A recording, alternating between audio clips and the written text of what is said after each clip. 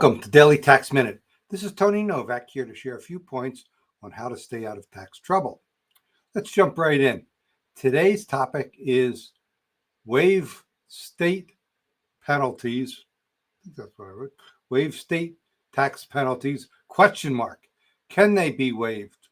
Well, we talk about this often in this podcast and elsewhere. States and the federal government are in the business of collecting taxes fairly. They're not in the business of extracting pain through penalties of taxpayers.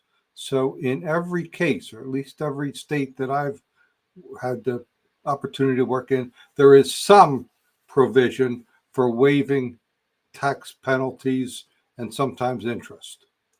Is it worth it? Maybe, maybe not.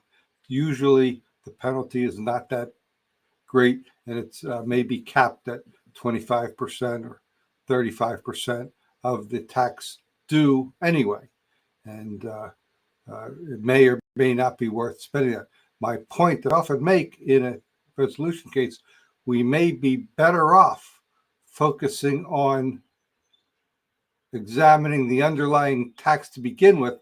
If we can reduce that by 25 or 35%, that may be better than spending our time trying to get the penalties waived. But the penalties can be waived, and I find, just as a wrap-up note here, I find that it's very much a matter of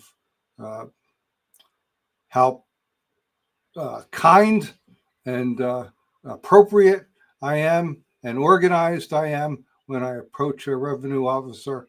And if there's a good story, a good explanation, and a convincing case that we're bringing the situation back into tax compliance, that's really what they're after, and that's our end goal.